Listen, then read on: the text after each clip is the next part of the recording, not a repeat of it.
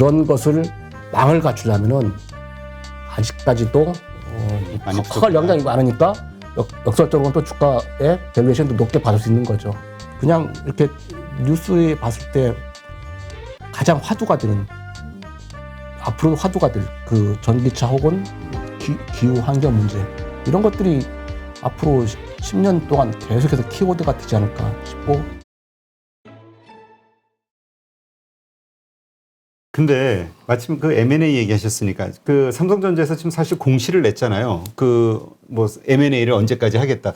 제가 지금 정확히 기억은 안 납니다만은 뭐 2년 안에 하겠다는가 뭐 3년 안에 하겠다는가 뭐 이렇게 수없이 그런 말을 해왔죠. 아 근데 원래 그게 오랫동안 해온 건 얘기인가요? 2000대 중후반부터 그 CEO 삼성전자 포럼 이런 뭐 이제 국내 투자자를 모아서 하는 프로그램이 뭐 매년 있었고 또 그때마다 이제 CFO께서 오셔서 쪼잔한 작은 이런 M&A는 안 하겠다 해도 크게 하겠다.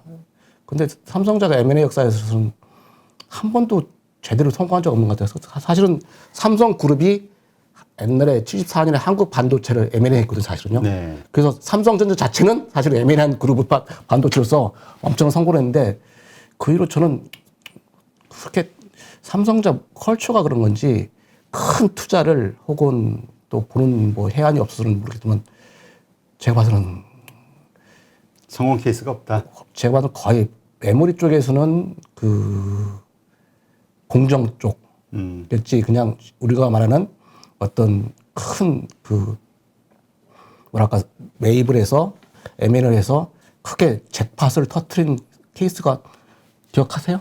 저는 기억 없는 것 같아요.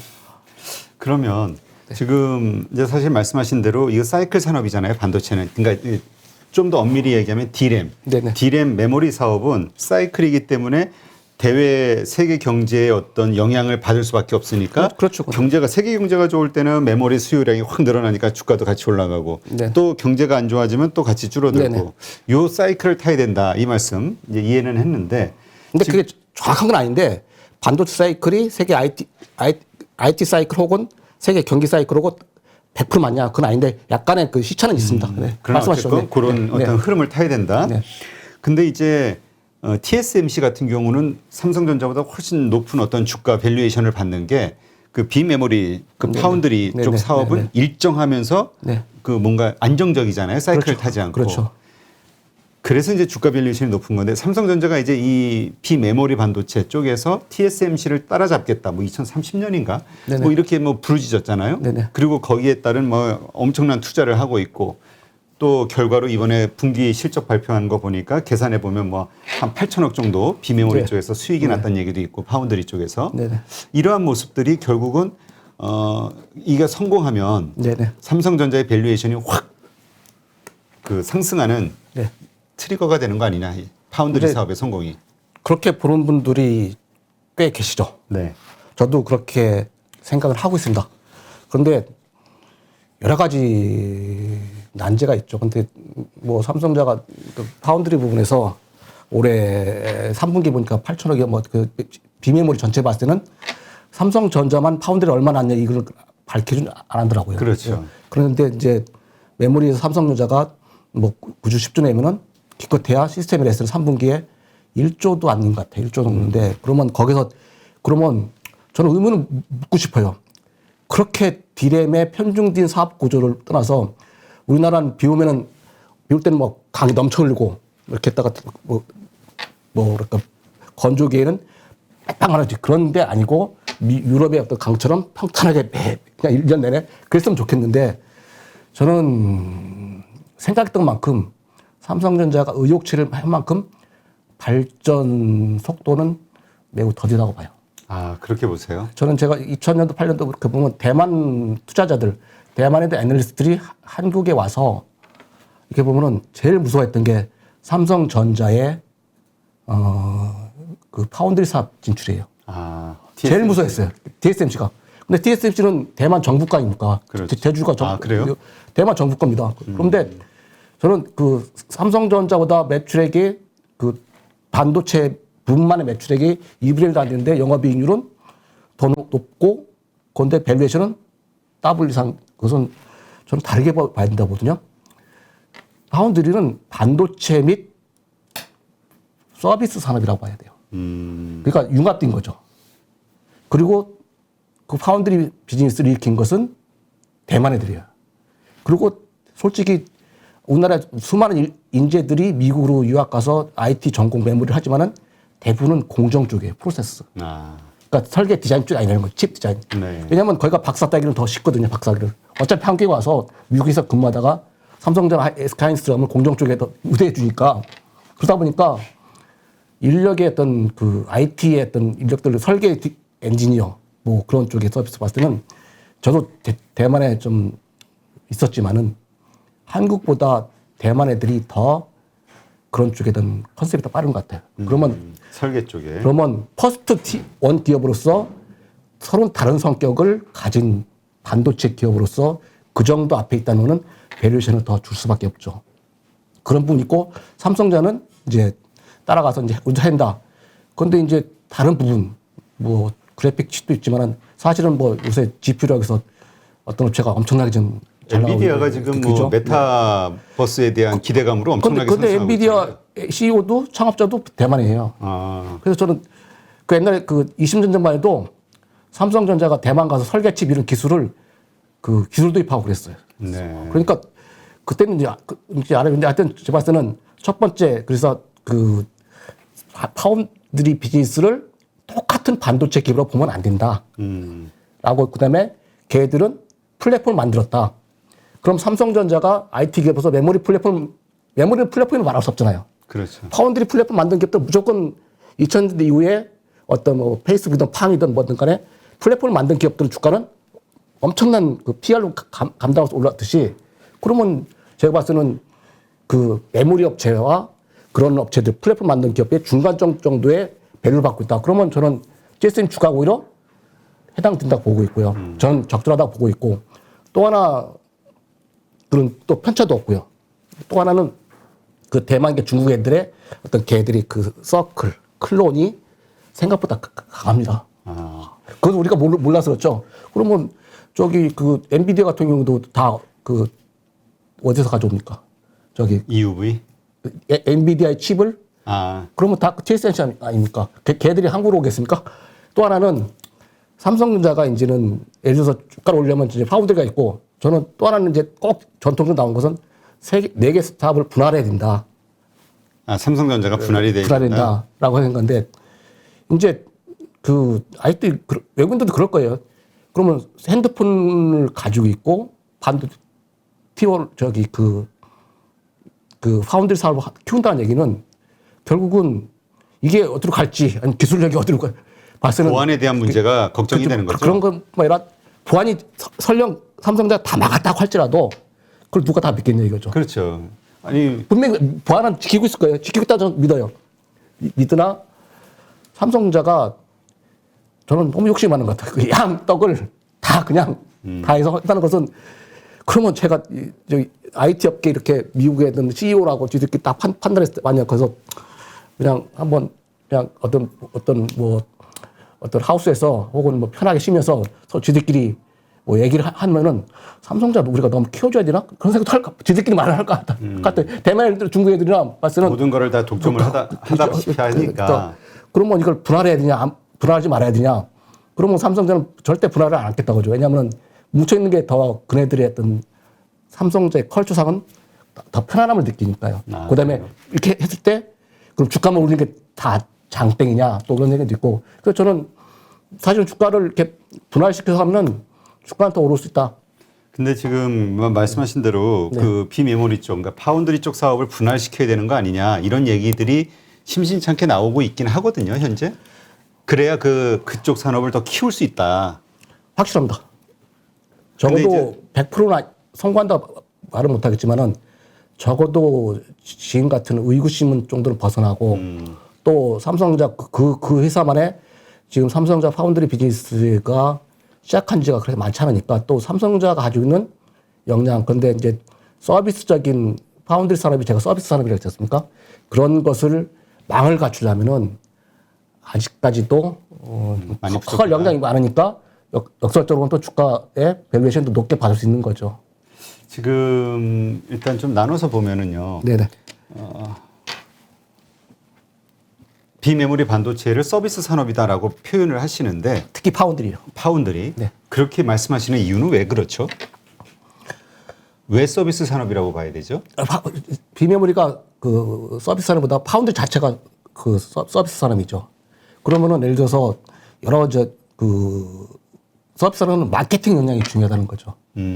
그러면 여기서 물론 공정을 해서 무조건 하는 게 아니라 어느 기업, 어느 업체를 선택해서 거기에 적절하게 그들이 원하는 것에 칩을 만들어 주냐거든요. 아, 우리 커스터마이징 해준다 이런 그렇죠. 식으로. 그래서 서비스 성격이 더 강한 사람이고 그네들은 거기에서 새로운 플랫폼을 만들었고 그것은 강건하고 거기서 영업이익도 높게 나오니까 거기서 밸류는 높게 줘야 된다라는 게 제 그냥 우리 단지 그냥 파운드리 뭐 이런 설비를 증설하고 그래서 이렇게 막 고객을 늘리면 된다 이게 단순하게 생각하는데 그게 아니라 고객의 어떤 필요와 니즈 그러니까 필요와 어떤 수요에 맞는 서비스 그러니까 기획이 됐든 이런 것들이 빠르게 원활하게 잘 돌아가는 이런 시스템 이런 플랫폼이 만들어져야 그렇죠, 된다. 그렇죠. 이런 말씀이신 걸로. 그게 제가 봐서 삼성전자와 대만의 TSMC 비교해서는 차이가 하긴 뭐 그런 말씀하시는 분들이 많더라고요. 그 삼성전자는 너무 하드웨어 쪽에 집중을 한다. 근데 소프트웨어, 그러니까 플랫폼에 생각을 해야 되는데 자꾸 이 기기 쪽으로 뭐 이런 얘기하시는 분도 있긴 하더라고요. 그런데 그게 삼성전자는 그렇게 안 하고 싶었겠습니까? 그게 쉬운 건 아니겠죠. 그러니까 저 삼성전자의 전략이 초격차 전략이라고 네. 들어졌죠. 근데 저는 지금도 초격차 얘기할 때마다 결국 2등을 뒤로 열심히 그 떨어뜨린다는 거 아닙니까 격차를. 그러면 저는 80년대 90년대 일본 애들이 했던 개선, 카이젠 그게 또 다른 워딩이지 초격차라는 것은 결국 개선을 확고하게 늘린다는 거거든요. 그렇죠. 근데 삼성전자라고 뭐 예를 들어서 파운드라든지 시스템에서라든지 엄청난 인력도 투입했고 뭐 거기에 좀 해당하는 그 헤드의 분들을 수없이 바꿔봤는데 그게 돈은 메모리에서 나니까 지금 삼성전자 디램의 영업이익률이 50%지 않습니까? 그러면 거기서 시스템에서 영업이익률이 뭐 10%도 안 되는 것을 해본들. 근데 또 역설적으로 삼성전자 운이 좋았던 것은 디지털 라이징 시대가 오니까 메모리 수요가 엄청 늘으니까 오히려 운 좋게 됐으니까 그러니까 어떻게 보면 저는 어떻게 또 한편으로 보면 꼭 시스템에서 꼭 키워야 되냐. 파운드리 같이 비즈니스 크는 된데 또 그런 생각도 해보고 그 당시 제가 있을 때도 뭐 비메모리 레벨업 전략이 그 시스템 LSI 전략이거든요. 그 당시에는 비메모리라고 했어요. 그다음에 시스템 LSI, 뭐 시스템 반도체 용어도 계속 바뀌어요. 그러니까 헷갈려. 비메모리 시스템, 그러니까 비메모리 반도체, 시스템 반도체, 파운드리. 저는 크게 봤어요. 이렇게 보시면 될 것 같아요. 그냥 어떤 직접 그 메모리 라이징 하는 것을 그냥 메모리라고 보고요. 연산 뭐 이런 그것을 비메모리, 시스템 LSI, 시스템 반도체라고 했고 그다음에 파운드리는 놓고 봐야 돼요. 그냥 거기서 떨어져 서비스 산업이 있습니다. 단지 크게 봤을 때는 뭐 디램도 뭐 파운드리 했었죠. 근데 이제 그런 시대가 아니니까 이제 크게 봤을 때는 시스템 LSI의 사촌이 파운드리, 그다음에 메모리는 또 별개 이렇게 세 군더기를 봐야 되지 않냐. 그런데 삼성전자는 메모리만도 잘하니까 워낙 실적이 좋게 나오니까 코테가 또 그렇게 힘들게 해서 올려야 되냐 또 그런 내부적인 그런 코어 컴퓨터스를 핵심 내용 어디다 집어넣냐는 이게 더 그 효율성이 더 ROE가 더 많이 나는 것에 집어넣을 수밖에 없는 거죠. 그렇죠. 왜냐하면 위기에 빠져야 네. 아 이걸 성공시켜야만 우리가 살 수 있어 이런 절박함이 있어야 거기에 모든 전력이 네. 최고의 전력이 들어가고 키우기 위해서 살리기 위해서 노력을 하는데 네. 일단 여기에서 현재 어쨌든 최고의 어떤 그리고 앞으로도 계속 그렇게 전망이 되니까 메모리 쪽이 그러니까 최고의 인재라든가 어떤 투자라든가 이런 거 이쪽에 집중된다는 말씀이잖아요. 삼성전자라고 안 해본 건 아니에요. 그걸 깨보려고 시도는 해봤으나 잘 안 된다. 수없이 했고 또 그렇게 하고 했는데 지금 이렇게 30년 이렇게 제가 89년에 삼성전자 입사해서 이렇게 첫 그 뭐 작품이라고 첫 그 비메모리 레벨업 전략이었는데 지금 전혀 그 말씀은 몇 년 전?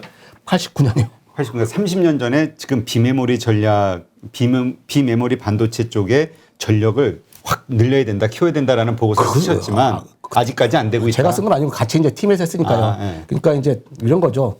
천수다평 그 메모리 사이클의 그 극심한 예를 들어 디램 가격이 그렇죠. 뭐 영업이익률이 한때로 몇 프로 올라가냐면은 80%까지 올라갔어요. 이 사이클에 따라 완화 그다음에 공정성이 있으니까. 내려올 때는 거의 10% 초반. 그러니까 1년 사이에 70%가 움직이는 겁니다. 그 극심함을 어떻게 메우려고 메꾸려고 했는데 그럼 얘가 파이가 커져야 되는데 그렇게 노력했건을 이쪽이 더 파이가 더 커진 거예요. 그게 어떻게 보면 요행스럽고 삼성전자가 메모리 했던 것이 오히려 더 운이 좋았던 거 아니냐.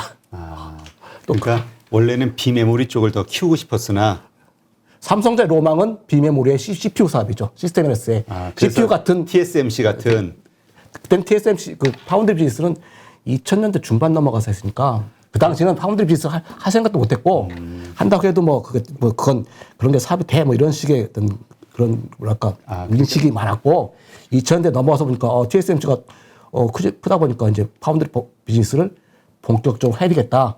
시스템 S를 키우는 그 전략 일환으로 됐었고 시스템 S 전략을 뭐 그래픽 칩이라든지 몇 개, 5개 뭐 LCD, IC라든지 해서 했는데 지금 보면은 별론 같아요. 네. 그게 결국은 그런 비메모리 쪽의 반도체, 시스템 반도체 쪽을 키우려고 많이 노력을 했으나 어쨌든 큰 성과는 거두지 못했던 걸로. 그러니까 앞으로도 그러한 노력을 한다 해도 과연 잘 되겠느냐 이런 어떤 의구심이 좀 드신다. 이걸로 제가 이해하면 되겠네요. 그래서 그 일원으로서 M&A를 많이 하려고 했었죠. 그러니까 그래서 우리가 시장에서 보통 생각하는 게 그 시스템 반도체, 비메모리 반도체 쪽이 어떤 시스템 반도체라고 말씀하신 거죠. 네, 시스템 반도체 쪽에 큰 회사를 하나 M&A를 하면 네네. 확 좋아지지 않겠냐. 네네. 이런 기대감을 갖는 분들이 있거든요. 이번에 좀 하지 않을까? 저는 이제 지금까지 본 삼성전자가 이제 그 쌓아놓은 현금 잉여 자금 충족분이 사실은 저는 좀 자사주를 엄청 많이 뺐거든요. 네. 그래서 자사주 매입한 건 아시다시피 대주주의 상대적 지분율을 높게 하기 위해서 그랬던 건데 이제 그 부분만 자사주 매입만 그건 확실하죠. 근데 그 대주주의 지분율을 상대적으로 높이기 위해서 제가 그 당시 하던 10% 2000대 초반 했는데 대주 지분율이 지금 20% 넘었거든요. 주주의 이제 안정도 중요하니까요. 주주 구성에서.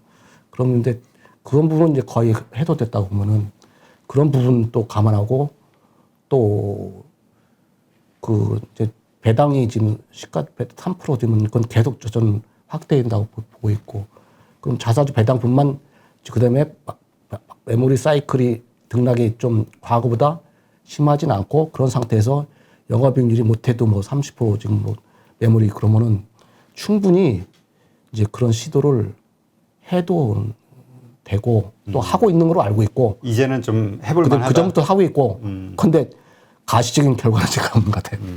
하여튼 삼성전자에서 그런 필요성을 느끼고 지금 시도하고 있는 그건 걸로. 10여 년 전부터 하고 있었죠.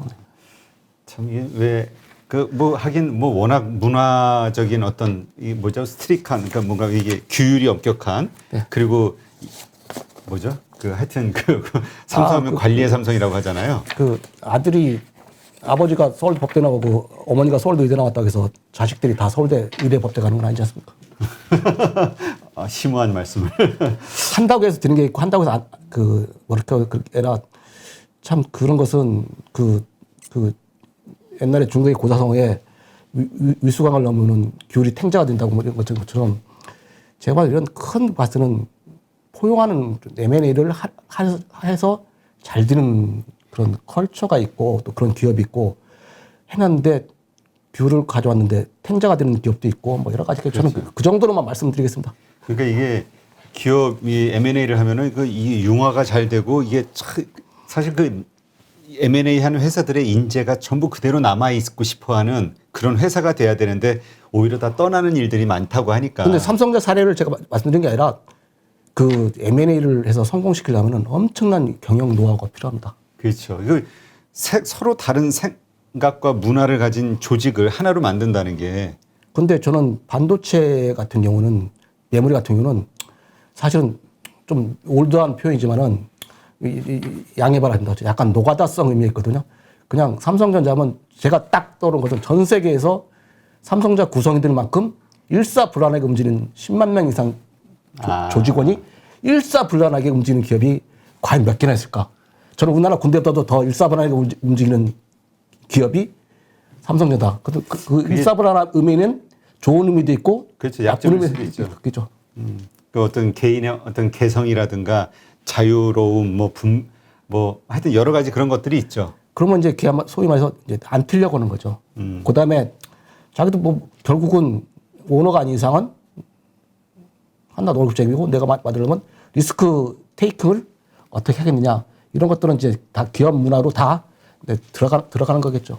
그래서 저는 이건희 회장이 그 천재가 뭐 한 명의 천재가 뭐 천명인가 만 명을 먹여 살린다 뭐 이런 이야기 하면서 천재의 영입성을 막 부르짖었던 때가 있었잖아요. 네네. 예. 근데 또 뒷얘기 들어보면 그렇게 어렵게 모신 그 인재들이 그렇게 오래 못 버텼다 뭐 이런 얘기도 있긴 하던데. 어디 가나 그 굴러온 돌이 있고 이제 있는 돌이 있는데 조직 문화가 아주 강하다 이렇게 이해하면 되겠네요. 그게 약점이 있고 강점이 있고 근데 지금도 뭐 저는 뭐 이 정도로 말씀드리면 네, 다 알겠습니다. 그 시청자분들이 알으실 겁니다. 네. 그러면 삼성전자가 이제 전성기를 지나고 있다 아까 말씀을 하셨는데 그러면 이제 전성기 중이다라고 보면 되겠죠. 전성기 중이다. 근데 그게 언제 갈지 모르겠으나 언제 끝날지 근데 이제 전성기가 지나고 있다 이런 인식만 한 것 자체도 좀 그러니까 정점이 올라왔다. 더 이상 올라갈 데가 없는. 이제 거의 지금 그 상황에 이제 와 있지 않느냐. 근데 전성기가 어떻게 보면 뭐 인텔 같은 경우는 뭐 몇십 년 가는 것도 있고 100년 가는 기업도 있고 10년 가는 기업도 있다시피 아까 말한 메모리 사이클이 뭐 메모리가 계속해서 필요한 한 인간들이 이제 메모리를 더 이상 이제 핸드폰도 이제 더 낮은 용량 거 메모리 용량 거 살 거야라고 하면은 이제 삼성전자 스트래티기로 가겠죠. 네. 자, 그렇다면 앞으로 다시 시작되는 전성기를 맞이할 만한 산업 어디가 될 거라고 보시나요? IT에서 말합니까 아니면 네, 뭐 어디가 됐든. 그러니까 우리가 삼성전자 많은 분들이 제일 그 고민하는 게 이런 거거든요. 내가 10년 전에, 20년 전에 삼성전자를 알아볼 수 있었다면, 그때 투자했다면 얼마나 좋았을까. 그런 생각으로 지금 그렇게 10년 후, 20년 후에 삼성전자가 될 수 있는 산업, 뭐 혹은 뭐 기업, 뭐 이런 것들이 있다면 어디가 있을까요? 이제 산업도 보면 이제 뭐 성장 그다음에 처음에 퍼스트티어에서 뭐 이렇게 초기 성장했다가 그 이제 대중 매스 성장하고 그렇게 여러 가지 이제 그런 겪는데 저는 이렇게 봐요. 저는 플랫폼 기업들 지금은 석유나 혹은 금이나보다는 데이터를 집적해서 한 그런 사람들이 플랫폼 기업인데 삼성전자도 그런 시도를 하려고 했었죠. 근데 99년 후반만 해도 다음이나 네이버처럼 하려고도 했었고. 근데 지금 그 기업들은 엄청나게 큰 거 아닙니까? 그러면 삼성전자가 가지고 대한민국에 있는 태생의 한계가 있어요. 삼성전자만의 또 알 수 없는 고민이 있는 거죠. 이 기업이 전기차로 가야 되는지. 사실은 플랫폼으로 가는 지금 봤을 때는 화두는 탄소 중립, 환경, 혹은 플랫폼 기업. 지금은 디지털이 인터넷이 도입되고 디지털 시대가 만개하고 디지털 시대가 만개하니까 IT 하드웨어가 받쳐주니까 그 위에서 플랫폼형으로 그런 새로운 그 비즈니스가 탄생하지 않습니까? 그러면 그쪽인 거 보면 저는 그래요. 그냥 이렇게 뉴스에 봤을 때 가장 화두가 되는 앞으로 화두가 될 그러면 지금 키워드는 뭐 메타버스라든지 저는 너무 좀 오버했다고 보는데 주가상 근데 너무 지금 과잉 반응을 보이는 거 아니야 싶기도 하고요. 그래서 그래도 저는 그 얘기는 드는 것 같아요. 예를 들어서 뭐 메타버스 같은 경우 된다면은 제가 오늘 이렇게 올 필요가 없겠죠. 왜냐하면 집에서 쓰고 해서 다 그냥 가상공간에서 만들어 놓고서 그렇죠. 제가 들어가서 아니 앵커님도 오셔서 이렇게 하면 대화되면 되거든요. 그렇죠. 그럼 그렇게 하면 이 환경을 공간에서 저랑 실물을 똑같이 만들어 놓고서 제가 들어가서 그럼 가상공간 만들어가지고 그러면 그걸 다 구현하려면은 어차피 그래픽 칩 필요하니까 그래서 엔비디아가 지금 그렇죠. 그 GPU 칩이 그렇죠. 그러니까 삼성전자도 이런 걸 만들고 싶은 거잖아요. 그럼 재택근무가 되는 거 없겠죠. 근데 사실은 그러면 그러려면 이제 소위 말해서 창의성이 있었어야겠죠. 그러면 말씀은 저는 그래요. 그래서 그 플랫폼형 기업 선두에서 그 앞서 그런 기업 혹은 그 전기차 혹은 기후 환경 문제 이런 것들이 앞으로 10년 동안 계속해서 키워드가 되지 않을까 싶고 또 그런 업체에서 그 삼성전자가 2000년도에서 10년 동안 20년 동안 거의 15배 뭐 이렇게 올라갔듯이 그런 기업 중에 나타나지 않을까 싶습니다. 네. 이렇게 해서 오늘 삼성전자 또 다른 시각으로 한번 집중적으로 분석하는 시간을 가졌는데요. 이제까지 전 솔로몬 증권 리서치 센터장이셨죠. 네, 임홍빈 대표님과 함께했습니다. 오늘 좋은 인사이트 고맙습니다. 네, 감사합니다.